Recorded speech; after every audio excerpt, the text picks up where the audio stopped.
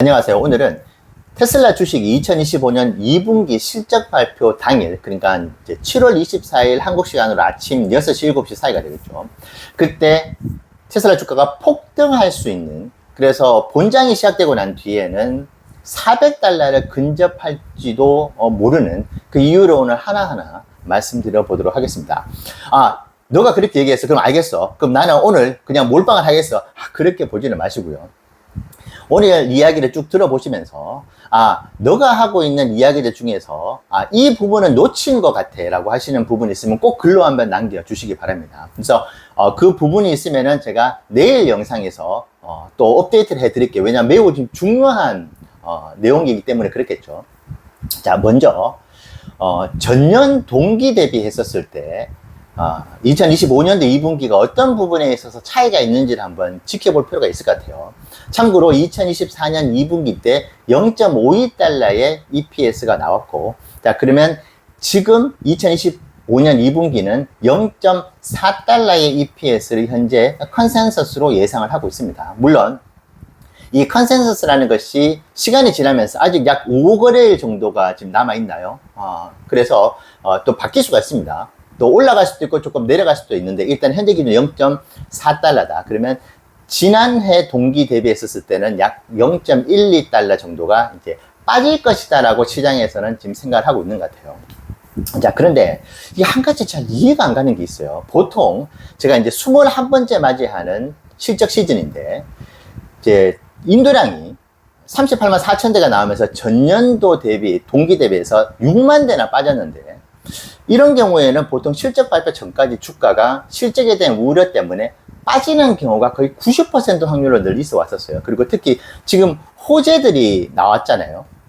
그런 호재들이 나오는 부분들도 옛날 같은 경우에는 실적에 대한 우려가 있고, 이제 실적이 빠지면은 두 자릿수로도 빠지는 경우들이 있어 왔었고, 이제 공포가 몰려오는 것이거든요. 그렇기 때문에 웬만한 호재들이 주가에 반영이 안 되는 경우들도 많이 있었어요. 근데 지금은 신당 창당에 대한 이야기가 나왔던 부분들도 다 소위 말해서 말아 올리고, 지금 어제 같은 경우에는 320달러 되게 큰 저항 라인도 지금 뚫었습니다. 이제 뭐 호재들이 있었지만은 지금 실적에 대한 우려가 있어 왔었던 이제 실적 시즌하고는 이 흐름 자체가 너무나 달라가지고 왜 이러지? 이 이유가 뭘까? 이제 하나하나 좀 곱씹어 봤는데 매우 중요한 포인트가 좀 발견이 되는 것 같아요. 자, 먼저 첫 번째. 자, 앞서 말씀드렸던 2024년 2분기 때 EPS가 0.52달러. 그러니까 매우 실망스러운 결과였습니다. 왜냐? 0.7달러 가까이를 보는 그런 어떤 기관들도 있었거든요. 그리고 실제 컨센서스도 거의 0.65달러 이상이었습니다. 근데 왜 0.52달러가 나왔느냐? 아무도 예상을 하지 못했던 일론의 대규모 구조조정으로 인해 가지고 인력 감축이 대대적으로 있었죠, 그때. 그래서 8천억 원이라는 한 분기에 천문학적인 금액이 비용으로 빠져나갔습니다. 그러니까 그 부분이 반영이 되다 보니까 0.52달러가 나온 것이거든요. 자, 그런데 지금 그러면 2025년 2분기에는 그 비용이 있느냐? 왜냐? 일단 전년 동기 대비해서 비교를 해야 되기 때문에 지금은 그런 인력 감축으로 인한 8천억에 가까운 그런 일회성 비용은 이번에 없을 겁니다. 자, 그렇다고 한다면 우리가 전년 동기 대비했었을 때의 어떤 비교 지표를 본다고 하면은 0.51달러를 보는 것이 아니고 그 8천억 원이라는 비용이 없다고 생각했었을 때, 그러니까 약 0.68달러 정도를 보고 우리가 이제 비교를 할 필요가 있을 것 같아요. 그래서 이제 0.68달러를 기준으로 그러면 2025년 2분기가 어느 정도 플러스 마이너스를 기록을 하느냐, 각 사업의 카테고리라든지 여러 가지 이제 실적에 영향을 주는 여러 요소들을 이제 비교했을 때 말이죠. 그렇게 좀 한번 봤습니다. 자, 첫 번째로 작년도 2024년 2분기 때 왜 그렇게 0.52달러 밖에 나오지 않았느냐? 아마 이번 실적에도 가장 중요하게 보는 포인트가 바로 테슬라의 영업이익률일 거예요. 그리고 에비타 마진을 볼 겁니다. 자, 그러면 2024년 3분기 때는 왜 20%의 당일 폭등이 있었느냐? 에비타 마진이 여러분 2024년 3분기 때 18.5%를 기록했었어요. 거기다가 영업이익률이 10.8%, 그러니까 두 자릿수를 기록하는 그 시장이 깜짝 놀랐습니다. 근데 2024년 2분기는 어땠느냐? 에비타 마진이 14.4%예요. 자, 거기다가 영업이익률이 6.3%밖에 나오질 않았어요. 그러니까 너무나 안 나온 거죠. 생각보다. 그 이유가 있습니다. 왜냐? 이번 2025년 2분기와 아주 극명하게 대비되는 이유가 있어요. 왜냐? 그 당시에 전기차 경쟁이 심화가 되면서 테슬라가 가격 인하 단행을 꽤 적극적으로 했었어요. 자, 그러다 보니까 당연히 이제 마진, 이익이 줄어드는 것이죠. 그래서 매우 중요하게 보는 영업이익률이 6.3%를 기록하게 되었던 것입니다. 매우 낮은 수치였죠. 자, 2025년 1분기로 가볼까요? 2025년 1분기 때 영업이익률이 여러분 얼마인지 아십니까? 3%가 안 나왔습니다. 2.7%인가 그랬어요. 왜 그랬을까요? 이제 올드 버전이었죠. 이제는 이제 기존의 모델 Y를 이제 주니퍼가 나오니까 재고를 다 떨이를 해야 되는. 그러다 보니까 이제 후려친다고 하죠. 대규모 디스카운트를 하면서 자동차 대당 마진 구조가 안 좋아졌던 겁니다. 이제 1분기 때. 자, 그러면 2분기를 우리가 눈여겨볼 필요가 있습니다. 자, 주니퍼가 출시가 됐죠. 그리고 하이랜드도 꾸준하게 판매가 됐습니다. 6만 대가 덜 팔렸지만은 신차로 출시가 된 것이죠. 그래서 여러분 2024년 2분기 때 그렇게 가격 인하를 단행했었던 그 할인 프로모션이 2025년 2분기에는 없어요. 왜냐? 신차 출시기 때문에 이것을 가격을 할인하는 것이 매우 바람직하지 않는 전략인 것이죠. 신차 그대로의 고객의 평가를 적정한 가격으로 이제 책정된 그 차를 평가를 받는 것이잖아요. 그래서 이번에 가격 인하가 거의 없었습니다. 주니퍼가 말 그대로 정가로 판매가 된 포인트가 있습니다. 그러니까 이번에 영업이익률이 2024년 2분기 때보다 매우 좋게 나올 확률이 높다. 이것은 시장에서 2024년 3분기 때 그 영업이익률을 보고 깜짝 놀라가지고 이 서프라이즈였습니다. 그래서 주가가 폭등을 하게 만들었던 가장 큰 이유 중에 하나가 이 영업이익률이었거든요. 근데 2025년 2분기 때 영업이익률이 저는 매우 긍정적으로 나올 것이다. 그래서 두 자릿수의 영업이익률도 한번 기대를 해볼 수 있다. 그렇게 생각을 합니다. 자, 그리고 이 이유도 있습니다. 지금 2024년도 2분기 때 그렇게 영업이익률이 안 좋았던 부분들, 물론 2023년도보다 배터리의 비용, 그러니까 원가가 있죠. 원가가 절감이 많이 되긴 했었지만 그래도 비용이 어느 정도 있었어요. 115달러, 그러니까 킬로와트 아워의 리튬이온 배터리를 탑재를 하는데 들어가는 비용이 115달러였습니다. 자, 근데 지금 2025년도가 얼마냐? 지금 이거 100% 정확한 수치는 아닌, 지금 다들 이제 기관에 예측을 하고 있는데 매년 시간이 지나면 지날수록 원가가 절감이 되고 있거든요. 근데 2025년도가 지금 예상하기로 85달러에서 100달러, 그러니까 킬로와트 아워의 리튬이온 배터리를 탑재하는데 2014년도에 115달러였다면 2024년도에 2025년도는 85에서 100달러입니다. 그래서 100달러로 그냥 본다 하더라도 2024년도보다 약 13.4%에 다다라는 배터리의 원가 절감이 기대가 되고 있습니다. 자, 그러면 지금 아시는 바와 같이 한 대를 팔 때 배터리의 원가가 약 전체 자동차를 만드는 제조 원가의 40%에 다다르죠. 그러면 40%에 다다르는 부분들 13.4%로 곱하게 되면은 약 4.5에서 5%에 다다르는 원가 절감을 기대해 볼 수가 있는 것입니다. 자, 이 역시도 아마 이번에 주니퍼가 출시가 될 때 올드 버전과 가격 차이를 크게 안 두고 이제 출시를 했죠. 그래서 이제 시장에서는 신차가 보통 나오면은 보통 기존 모델보다 약 5에서 10%를 더 비싸게 파는 것이 일반적인데 그러지 않았기 때문에 시장이 환호를 했습니다. 근데 그 이유가 일론도 바보가 아닌데 테슬라 본사도 바보가 아닌데 원가 구조가 매우 경쟁력 있게 나왔기 때문에 신차임에도 불구하고 가격을 올드 버전과 동일하게 출시를 했던 것이다.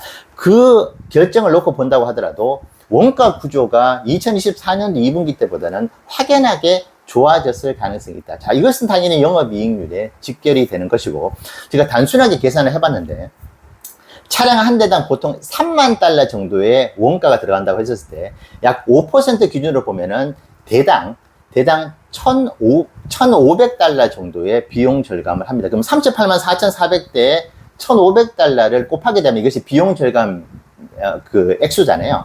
계산해 보니까 우리나라 돈은 약 8천억 원에 다다르는 비용 절감이 있다. 이것이 그대로 EPS에 적용이 되는 것이잖아요.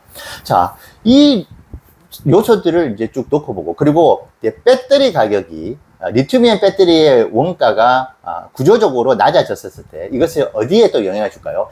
에너지 사업의 메가팩에 들어가는 배터리, 그 배터리가 들어갑니다. 그러니까 여기에도 원가 절감 효과가 있죠. 그래서 2023년도 때 19% 가까운 영업 마진이었다가 2024년도 때 이것이 26%로 올라갔잖아요. 그래서 지금 2025년도에도 에너지 사업의 원가 구조도 2024년도보다 개선이 될 것이라고 하는 그런 예측이 지배적이에요. 왜냐? 지금 트렌드 자체가 계속 이제 배터리 원가가 낮아지고 있기 때문에 에너지 사업의 마진 구조 역시도 좋아질 것이다. 그 예측을 하고 있는 것이어서 지금 에너지 사업의 디플로이먼트가 늘어나고 있기 때문에 이 부분에 있어서도 추가적인 EPS의 상승분을 또 기대할 수가 있는 것입니다.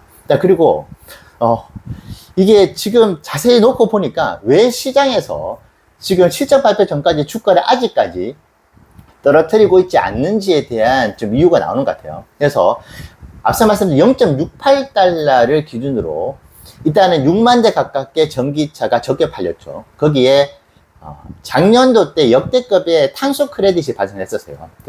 거의 9억 달러에 다다르는, 그래서 우리나라는 1조 2천억 원에 다다르는 탄소 크레딧이 있었기 때문에 이 부분이 이번에 좀 줄어든다고 봤었을 때, 그러면 0.68달러에서 30% 정도가 이제 인도량이 안 좋고 탄소 크레딧도 안 좋다고 해가지고 그냥 빼봤어요.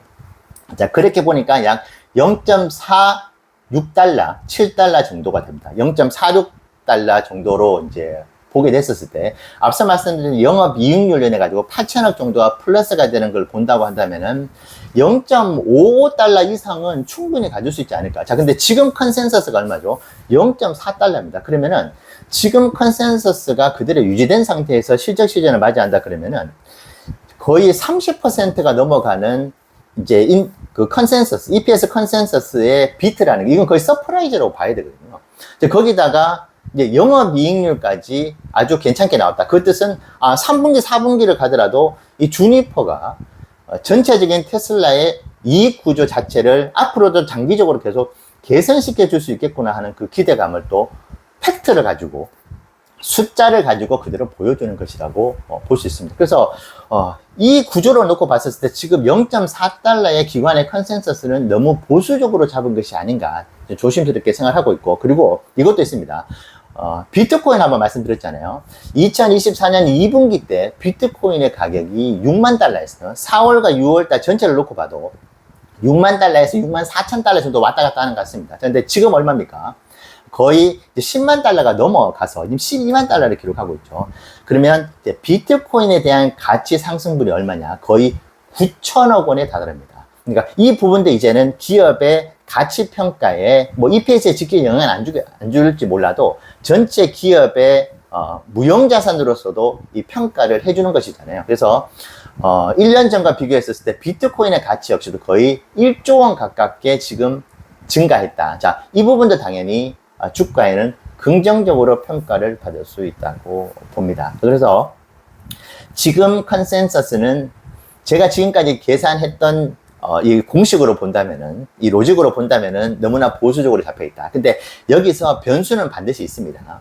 2분기 때 작년도에 이 8천억 원에 다다르는 천문학적인 일회성 비용이 나왔잖아요. 그래서 이번에도 그와 유사한 천문학적인 일회성 비용이 아무도 예상하지 못한 곳에서 나올 수가 있습니다. 자, 그렇게 된다면은 지금 제가 말씀드린 0.55달러가 나오긴 힘들겠죠. 하지만은 저는 그럼에도 불구하고 이것이 뭐 2조, 3조가 아니라고 한다면은 지금 0.4달러의 컨센서스는 충분히 그래도 충족을 시켜줄 수 있을 것이다. 이렇게 생각을 해보고 있습니다. 자, 여러분들께서 혹시 제가 빠트린 내용이 있다고 한다면 꼭 한번 알려주시면 좋을 것 같고, 저는 지금 주가가 물론 5거래일이 남아있지만은 오히려 지금은 실적에 대한 기대감은 아니다 하더라도 주가가 이렇게 6만 대나 적게 팔렸는데도 주가가 빠지지 않는 부분들, 이것은 그 어떤 이전의 실적 시즌과는 다른 지금 모습을 보이고 있다. 저는 그래서 그 이유가 생각만큼 이 EPS가 빠지지 않을 가능성을 시장은 그래도 어느 정도 좀 눈치채고 알고 있는 건 아닌가, 그런 생각도 한번 해보게 됩니다. 그래서 절대로 와, 이게 지금 실질적인 서프라이즈급이 나올 수 있는 것이죠. 자, 특히 그리고 이제 가이던스 때 아마도 이제 2025년 3분기 때 역대급 인도량이 기록될 수도 있고, 뭐 로보택시부터 해서 엄청나게 좋은 이야기들이 쏟아져 나오게 된다면은, 넌 너무 내피셜 돌리는 거 아니냐, 너무 긍정적으로 보는 거 아니냐고 하시겠지만은 2024년 3분기 때 20%에 다다르는 폭등을 하루 만에 만들어냈었거든요. 시장은 EPS를 너무나 좋아합니다. 실질적으로 손에 잡히는 숫자가 우리가 환호할 만큼의 그런 숫자가 나올 경우에 주가가 그대로 그것을 반영을 시켜주거든요.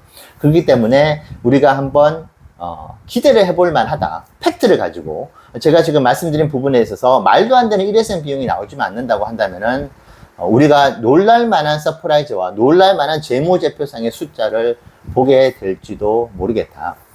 거기에 당연히 일론이 가이던스 때 지금 25년 3분기 때에 폭발적인 인도량의 상승을 우리가 또 기대해 볼 수 있는 것이죠. 이것도 아마 제가 영상으로 따로 한번 지금 정리를 하고 있습니다. 지금 보니까 장난이 아니에요. 자, 이 부분까지 가이던스 때 나온다고 하고 선반영이 된다고 했을 때 우리가 정말 상상하지 못했던 주가의 펌핑이 다음 주에 있을 수도 있다. 그렇게 한번 생각을 해봤습니다. 다시 한번 말씀드리지만 꼭 제가 지금 말씀드린 부분에 있어서 잘못된 부분이 있으면 여러분들께서 꼭 한번 지적을 해주시면 좋을 것 같은데, 제가 지금까지 생각해본 바로는 0.55달러 이상의 EPS가 나올 수도 있다. 그렇게 생각을 해봅니다. 네, 감사합니다.